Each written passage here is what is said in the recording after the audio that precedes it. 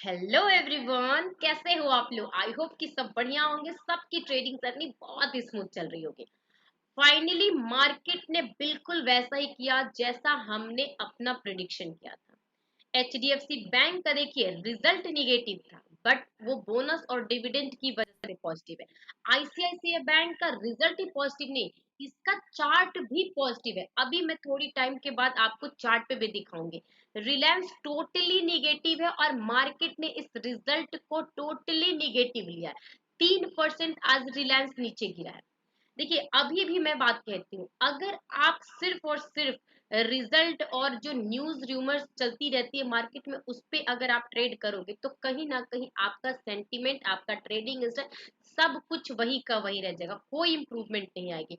Market में news आना जाना एक जस्ट एक दिन का गेम होता है, लेकिन अगर मार्केट में आपको सस्टेन होना पड़ेगा ना, तो मार्केट उस न्यूज को पॉजिटिव लेता है या निगेटिव लेता है, इस पे डिपेंड करता है। बात को समझिए। विप्रो वही जो पहले 2% ऊपर था अभी फ्राइडे के दिन पे, सेम आज मार्केट ने उसको 2% नीचे गिरा दिया। बात को अभी भी समझिए। मार्केट चार्ट, लेवल, साइकोलॉजी हर एक चीज के ऊपर डिपेंडेंट होता है। कहीं ना कहीं आपका हो सकता है कि रिजल्ट पॉजिटिव हो, लेकिन मार्केट उसको पॉजिटिव नहीं लिया तो इस पे डिपेंड करता है। देखिए हमने बोला था कि जिस लेवल पे फ्राइडे के दिन क्लोजिंग आई है, एफआईडीआई दोनों ने बाइंग करके लेकर गया, ये लेवल आपके लिए ट्रैप का लेवल है। 920 के नीचे आज मॉर्निंग में गया भी, लगभग में 880-90 के पास गया, लेकिन वहीं से सपोर्ट बना करके 25,080 तक गया। जो स्पाइक फर्स्ट आया था तब की मैं मॉर्निंग सेशन की बात कर रही हूँ, उसके बाद लास्ट मोमेंट 3 बजे तो ऊपर भी गया। चलिए हम चार्ट पे देखते हैं। बातें तो होती रहेंगी बट चार्ट समझना बहुत जरूरी है। देखिए जब तक से आप चीजों को नहीं समझोगे ना कि वर्क कैसे करता है, आप बुरी तरीके से फंसिएगा। देखिए ये डेली टाइम फ्रेम पे चार्ट है, ये डेली टाइम फ्रेम पे चार्ट है ना। आप इसको समझिए। 9 EMA ने 20 EMA को क्रॉस डाउन किया, निगेटिव था, 2 दिनों तक निगेटिव था, लेकिन 920 के पास जैसे इसने क्लोजिंग कल सपोर्ट बना करके दिया था, सेंटीमेंट निगेटिव था, लेकिन स्टिल उसका डेटा पॉजिटिव था। बात को समझिए। चार्ट पे कुछ और दिखाया जा रहा था, ऑप्शन डेटा और बाइंग पोजीशन जो भर भर के हुई थी ना, वो अलग चीज दिख रही थी। इसीलिए मैं कहती हूँ कि जो चीजें दिखती है ना उसके पीछे लॉजिक ढूंढिए। और देखिए मार्केट ने सेम वहीं से आपको बाउंस दिया है। ठीक है। अब ये देखिए जब तक से ये वाला कैंडल आपको दिख रहा है ना और 9 EMA के नीचे है, तब तक से आपको समझना पड़ेगा कि 9 EMA अपने आप में एक रेजिस्टेंस है, अपने आप में एक रेजिस्टेंस है, और इस हिसाब से इस लेवल पे एक बार बाउंस बनता था। और सेम मार्केट ने आज आपको 25,100 के लेवल तक बाउंस दे दिया है। ये डेली टाइम फ्रेम पे है। हमेशा अपना चार्ट एनालिसिस टाइम फ्रेम के हिसाब से शिफ्ट करिए। ठीक है। 1 डे हो गया, अब मैं आपको दिखाती हूँ 5 मिनट टाइम फ्रेम पे। बहुत जरूरी होता है डेटा को अच्छे से रीड करना। देखिए मार्केट यहाँ पर खुला, निफ्टी सीधे वहां से गिरते गिरते यहाँ तक गया था। जो लोग भी नहीं समझे होंगे मेरा टेलीग्राम चैनल पे देख लो और लाइव क्लास मेरे साथ जुड़ के देख लो। मैंने बोला था कि आपको इस लेवल पे सेलिंग प्रेस, सेलिंग अपॉर्चुनिटी या सेलिंग डायरेक्शन नहीं बनता है, क्योंकि डेटा यहाँ पे पॉजिटिव था। आपकी लिक्विडिटी को सिर्फ और सिर्फ बुलाने के लिए यहाँ पे नीचे गया और मार्केट शार्प अपसाइड गया था। और ये भी हमारा डिसाइडेड था कि 25,050 तक पहला टिक है, और सेम उसी लेवल पे जाकर के ट्रैप लिया। लेवल निकालना आसान होता है, सीखोगे समझोगे तभी आपको आएगा, अदरवाइज सिर्फ कॉल और पुट में ही फंसे रह जाओगे। यही होता है। देखिए अभी भी मैं कह रही हूँ कि जब तक से अब जिस लेवल पे आज की क्लोजिंग हुई है, आज की क्लोजिंग अब देखो, ये वो लेवल है जहां पर मार्केट पहले एक रेजिस्टेंस लिया और सेम आज 1 2 3 4 4 टाइम्स मार्केट ने कोशिश किया 25,000 के नीचे जाकर के टिकने को, बट 25,000 के नीचे नहीं टिका है। देखिए साइकोलॉजी यहाँ पर काम करती है कि जब तक से मार्केट का ट्रेंड, देखिए आप वीकली बेसिस पे, मंथली बेसिस पे निगेटिव है ट्रेंड, लेकिन मैं इंट्राडे की बेसिस पे बात कर रही हूँ कि आज पूरे टाइम पूरे दिन तक कहीं भी डेटा आज के इंट्राडे के लिए निगेटिव नहीं बना था। अभी भी कह रही हूँ कि कल जिस हिसाब से क्लोजिंग आई है जिस लेवल पे, और जो डेटा रीडिंग है, इस हिसाब से आप देख लो, जब तक से ये अब 25,000, 20 और 25,000 के लेवल के नीचे नहीं जाएगा तब तक से आपकी सेलिंग प्रेशर नहीं आएगी। अब सारे पुट राइटर आपके यहाँ पर बैठे हुए 25,000 और 20 और 25,000, ये 25,000 के लेवल पे, इस लेवल पे सारे के सारे पुट राइटर बैठे, ये वाले लेवल पे, ये वाले लेवल पे सारे पुट राइटर बैठे हैं। ये अब आपका एक इम्पोर्टेंट सपोर्ट हो गया है, इम्पोर्टेंट सपोर्ट है। और सेम अगर ऊपर के लेवल पे इसको पॉजिटिव जाना है, जो कि मुझे अभी भी होप दिख रही है कि कम से कम इसको 160 के लेवल तक स्पेस बनेगी, 160 150 तक इसका स्पेस है। या तो कल फ्लैट ओपनिंग करके जाए या गैप अप ओपनिंग जाए, लेकिन 160 तक इसका स्पेस मॉर्निंग सेशन में बनता है। उसके बाद हो सकता है कि 11:30 12 बजे के आसपास इसका डेटा चेंज हो जाए, लेकिन मॉर्निंग के टाइम में इसका स्पेस 150 160 तक बनता ही बनता है। ठीक है, देखिए डेटा के हिसाब से ऑप्शन चेन क्या कह रहा है चार्ट के हिसाब से। देखिए 25,100 के लेवल पे मार्केट ने क्लोजिंग दी है 90 रुपीज पे, ठीक है। लेकिन कहीं ना कहीं ये लेवल 80 लाख इधर है और 72 लाख इधर है। तो यही बात को समझिए, इस लेवल पे अभी बायर और सेलर दोनों इक्वली पोजीशन होल्ड किए हुए हैं। अभी किसी भी एक डायरेक्शन में ब्रेक करना मुश्किल है। हो सकता है कि दो चार मतलब कि अगर ऊपर की तरफ शिफ्ट हो तो कहीं ना कहीं 150 160 तक जाएगा। लेकिन अगर ब्रेकआउट इसको कल देना है, शार्प शॉर्ट कवरिंग देनी, क्योंकि पोजीशन अभी उस हिसाब से न ज्यादा शॉर्ट बना हुआ है न ज्यादा ओवरबॉट है, अभी जस्ट ऊपर और नीचे दोनों की तरफ स्पेस है। लेकिन कहीं ना कहीं कल सेंसेक्स की एक्सपायरी है तो सेकेंड हाफ में कुछ भी हो सकता है। लेकिन ये डेटा फर्स्ट हाफ तक अभी भी आपका इंटैक्ट है, 150 160 तक इसके स्पेस बनते हुए नजर आ रहे हैं। ओके, उसके बाद हो सकता है साइडवेज हो। चलते हैं सेंसेक्स पे। देखिए सेंसेक्स के लिए 82,200 का लेवल देखो, एक दिन, दो और तीसरे दिन और फिर से ये कल का दिन जो था, ये सपोर्ट और रेजिस्टेंस का सेम वही का वहीं पे मार्केट ने सेंसेक्स क्लोजिंग दी है 82,200 के लेवल पे। तो अपने आप में ये 200 से लेकर के 480 470 मतलब राउंड फिगर 500 तक का स्पेस है। ऊपर की साइड में अभी भी कह रही हूँ, ऊपर की साइड में 480 से 500 लेवल तक स्पेस है, चाहे वो गैप अप ओपनिंग हो या एक बार के लिए अपसाइड का मूव हो सकता है कि इस लेवल पे जाने के बाद आपको कुछ भी हो जाए। देखिए डेटा जो अभी बनते हैं ना, जरूरी नहीं है कि 10 बजे भी सेम टू सेम डेटा रहे। ये डेटा के हिसाब से कल का प्रिडिक्शन है मॉर्निंग सेशन का। हमेशा लोग यही बोलते हैं कि मैम हमेशा आधे घंटे के बाद डेटा कैसे चेंज होता है। सर आधे घंटे नहीं, मैं हर 1 मिनट की बात कर रही हूँ, 1 मिनट के बाद डेटा चेंज होता है। ये जो 3:30 के बाद रीडिंग की जाती है, ये अभी तक जो डेटा दिख रहा है सिस्टम में, जो डेटा बना हुआ है उसका रीडिंग है। लेकिन ये डेटा सेम मॉर्निंग में आपको 10 बजे होगा ऐसा कुछ नहीं है, ये जस्ट 9:15 तक के लिए। अगर 9:15 से 9:30 के बीच में डेटा चेंज हो जाएगा तो आपको अपना माइंड उसी टाइम चेंज करना होगा। हो सकता है कुछ भी हो जाए, लेकिन प्रोबेबिलिटी यही है कि जिस हिसाब से मार्केट ने क्लोजिंग दिया है, कहीं ना कहीं 480 और 500 यहाँ तक का स्पेस बनता है, यहाँ तक का इसके लिए स्पेस बनता है। अगर आपको अपॉर्चुनिटी मिलेगी तो पहला ट्रेड बस 480 और 500 यही तक का स्पेस है। हो सकता है कि यहाँ जाने के बाद शार्प सेलिंग आ जाए या यहाँ जाने के बाद आपको बिल्कुल ही नैरो रेंज में प्ले होते हुए, डिपेंड करता है, क्योंकि कल सेंसेक्स की एक्सपायरी है तो फर्स्ट हाफ में यही होगा, इसी की प्रोबेबिलिटी है। सेकेंड हाफ में डेटा कुछ भी हो सकता है।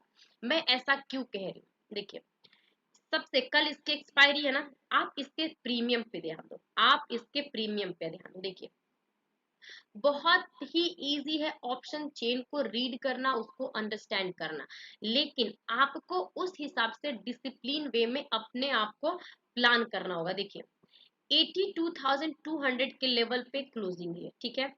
अब आप खुद देखो 82,000 के 100 के लेवल से इसका सिंथेटिक फ्यूचर सिर्फ 213 रुपए है, और जो ये 200 तो ये नेग्लिजिबल है, ठीक है, इसको आप 200 200 ही मान के चले।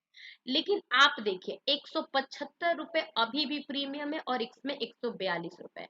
तो कहीं ना कहीं जो बायसनेस है वो पॉजिटिव डायरेक्शन में। मैं डेटा देख के बता रही हूँ कि 175 रुपए जो प्रीमियम है कहीं ना कहीं अपने आप में एक पॉजिटिव डायरेक्शन में ट्रेड कर रहा है। अगर ये 175 रुपए का प्रीमियम 200 के लेवल पे डीके होकर के सिर्फ और सिर्फ 100 120 तक बचेगा, तो आप समझ लेना कि 10 बजे के बाद पूरी तरीके सिर्फ और सिर्फ साइडवेज रहने वाले हैं। क्योंकि मार्केट 2-3 दिन से अच्छा ट्रेंड मूव दे रहा है, एक डायरेक्शन में प्ले हो रहा है, तो हाई प्रोबेबिलिटी है कि कल सेंसेक्स की वजह से या तो 2 बजे के बाद अच्छा ट्रेंड मिले, लेकिन 2 बजे से पहले तक साइडवेज रहने के चांसेस है। Save your capital first priority. Otherwise आपको लगेगा कि अब ब्रेकडाउन होगा, अब ब्रेकआउट होगा और आपका इसी में कैपिटल स्वाहा हो जाएगा। ठीक है। सेंसेक्स देखिए, आज निफ्टी बैंक में जोरदार रैली था, लेकिन ये बताओ मुझे, आपने कहीं इसके पीछे रीजन समझा? इसके पीछे सबसे बड़ा हाथ जो है वो सारे के सारे बैंक्स को सपोर्ट करना हुआ। देखिए, आईसीआईसीआई बैंक कहीं ना कहीं वो रिजल्ट के बेसिस पे पॉजिटिव था, एग्री। एचडीएफसी बैंक भी कहीं ना कहीं अपने रिजल्ट और जो अनाउंसमेंट है बोनस और डिविडेंड उसकी वजह से था। इसको सपोर्ट करने के लिए एक्सिस बैंक नहीं गिरा, एसबीआई बैंक भी पॉजिटिव था, ग्रीन था, उसने सपोर्ट किया। तो इससे क्लियर है कि बैंक्स अभी भी पॉजिटिव क्राइटेरिया में, पॉजिटिव टू साइडवेज है। लेकिन अगर इंडिविजुअल इंडिविजुअल की बात करूं, मैं पहले निफ्टी बैंक कर लेते हैं, ठीक है। निफ्टी बैंक देखिए, इसकी एक्सपायरी तो अभी मंथली है 31 को, तो कहीं ना कहीं इसका जो ट्रेंड था 9 EMA ने 20 EMA को बाइसेक्ट करने वाला था, वो किया नहीं। अभी भी इसका देखिए कल के हिसाब से 759 ये जो पॉइंट है ना 57,000 के पास, ये देखिए ये कल का अपने आप में एक रेजिस्टेंस है। अगर बैंक्स ने थोड़ा सा भी इसको सपोर्ट किया तो हो सकता है कि आपको यहाँ तक जाए, ये यहाँ तक 57,000 80 100 ऐसे जाए यहाँ तक, ठीक है। इसके ऊपर टिकेगा तभी बनेगा। अब देखिए मैं ऐसा क्यों बोलूं, क्योंकि एक यहाँ से एक ट्रेंड बनते हुए आ रहा है। देखिए यहाँ से एक ट्रेंड बन रहा है, हर एक चीज को समझ, यहाँ से एक ट्रेंड बन रहा है। इसका रेजिस्टेंस डे बाय डे थोड़ा नीचे की तरफ शिफ्ट हो रहा है, और सपोर्ट पहले ये था फिर ये था, अब ये सपोर्ट बन गया है। इसीलिए मैं कह रही हूँ कि इसका पहला स्टॉपेज बस यही तक है। अगर इसके ऊपर टिकेगा तभी ऊपर जाएगा, अदरवाइज नहीं जाएगा।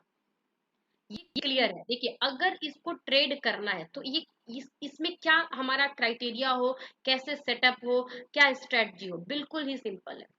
अभी जिस हिसाब से बैंक्स है ना, 600 के ऊपर से जब से इसने अपने आप को होल्ड किया, ये वाला लेवल 600 के ऊपर जब तक से किया, आप कोशिश करिए डीप में आए बाई करो, ऊपर जाए सेल करो। लेकिन ये एक्सपेक्टेशन मत रखिएगा कि 57,100 को ये ब्रेकआउट करके सीधे 200-300 पॉइंट का मूव देगा, नहीं। ऐसा सीन नजर नहीं आ रहा, ना ऐसा डेटा नजर आ रहा है।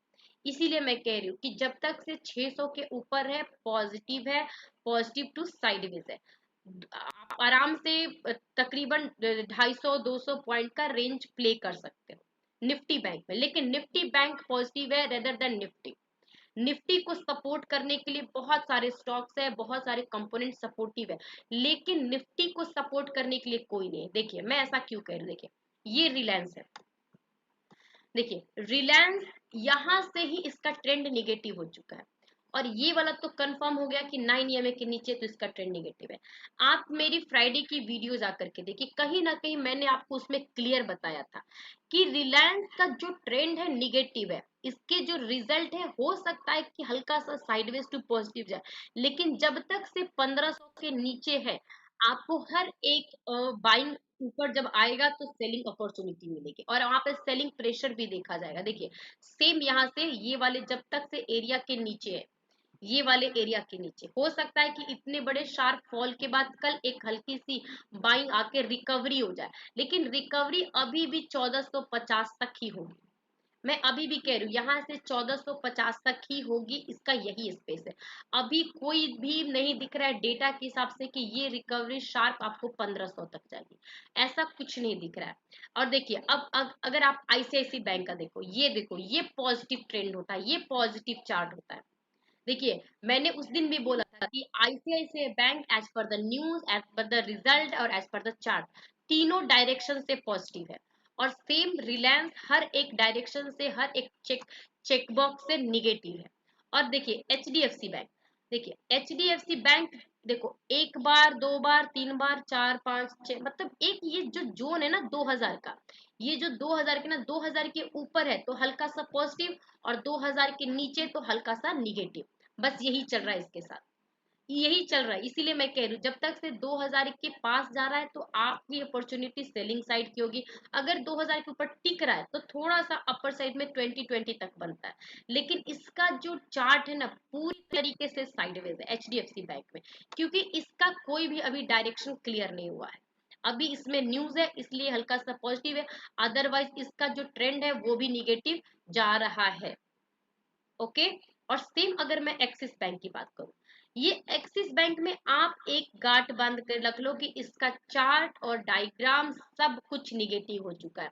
अगर यहाँ से बाउंस आएगा, अगर कल मार्केट इसको सपोर्ट करता है तो ज्यादा से ज्यादा कहाँ तक जाएगा, यहाँ तक जाएगा, यहाँ तक जाएगा, 1120-22 तक जाएगा, इससे ज्यादा नहीं दिखता। मैं ऐसा क्यों कह, देखिए हर एक चीज ना चार्ट बेस्ड होती है। देखिए ये वही एरिया है जहां पे मार्केट सपोर्ट ले रहा था, और सेम इसी लेवल से रिजेक्शन आया आया ना, और इतना बड़ा डाउन ट्रेंड, फिर अप ट्रेंड, फिर दोबारा गया तो इसी पे रिजेक्शन लिया। देखो रिजेक्शन लिया ना, फिर यहाँ से एक रैली स्टार्ट हुई तो यहीं पर एक सपोर्ट बनकर हुआ, और सेम इतने बड़े गैप डाउन के बाद मार्केट ने इसी जगह पर अपना रेजिस्टेंस बनाया। इसीलिए मैं कह रही हूँ हिस्ट्री के हिसाब से, डेटा के हिसाब से, चार्ट का जो डायग्राम है, पैटर्न है, उसके हिसाब से बस एक्सिस बैंक के लिए इतना स्पेस बनता है। देखिए ये तो रहा यहाँ तक का। हर एक चीज को समझने के लिए आपको साइकोलॉजी चाहिए। समझिए बैंक्स आज मूव कर रहे थे क्योंकि हर जगह बैंक्स में सपोर्ट था। बैंक्स का कंट्रीब्यूशन निफ्टी में भी है, इसीलिए निफ्टी भी 25,000 को बहुत आराम से प्रोटेक्ट कर रहा है। लेकिन अगर निफ्टी को 25,100 के ऊपर टिकना है, 200 220 तक की रैली चाहिए, तो इसको कहीं ना कहीं आईटी से और रिलायंस से सपोर्ट चाहिए। देखिए आईटी इन्फी पूरे तरीके से जीरो, टीसीएस का भी कोई कंट्रीब्यूशन नहीं है, विप्रो भी 2.5% जीरो। तो ये सब चीजें ना कहीं पॉजिटिवनेस बैंक से मिल रहे, लेकिन सारा गिव अप कर दे रहा आईटी सेक्टर। सेम रिलायंस भी 3%। यही सब चीजें ना एक साइकोलॉजिकली चीज होती है जो बहुत सारे लोग इग्नोर कर देते हैं। देखिए मार्केट में इंडेक्स किसी ना किसी के कंट्रीब्यूशन से और एक एक कलेक्शन से बना हुआ है। तो चीजों को जितना आप ट्रैक करते हो ना, निफ्टी को, बैंक निफ्टी को, उसमें से हैवी वेटेज जो स्टॉक्स होते हैं जो सपोर्ट करते हैं उसको ट्रैक करना बहुत जरूरी होता है। अदरवाइज आप वहीं पर देखते रह जाओगे और पूरे टाइम आपकी साइकोलॉजी खराब होती रह जाएगी, माइंडसेट खराब होती रह जाएगा। क्योंकि आपने प्रॉपर अगर ट्रेडर बनना है तो कहीं ना कहीं आपका जो थिंकिंग वे होना चाहिए, जो सोचने का तरीका होना चाहिए, वो थोड़ा सा ब्रॉड होना चाहिए। ओके। आई होप कि आपको वीडियो अच्छी लगी होगी, एनालिसिस अच्छी लगी होगी। मैं अभी भी कह रही हूँ कल सेंसेक्स की एक्सपायरी है, तो 10 बजे से 2 बजे के बीच में हो सकता है कि मार्केट साइलेंट रहे, साइडवेज रहे, जैसे कि आज रहा। इसी टाइम पे लोगों के सबसे ज्यादा लॉस होते, सबसे ज्यादा ऑप्शन बायर यहीं पर अपना कैपिटल वाइप आउट करते हैं। अगर इस टाइम तक अगर बच गए, दो दो 2:30 बजे अगर आपको कुछ मोमेंटम मिला तो प्ले कर पाओगे, अदरवाइज पूरे दिन लॉस कर करके आप हताश हो जाओगे, जीरो कैपिटल, और 2-2:30 बजे के बाद आपको कोई अपॉर्चुनिटी भी मिलेगी तो भी आप सक्षम नहीं हो सकते प्ले करने के लिए। ओके।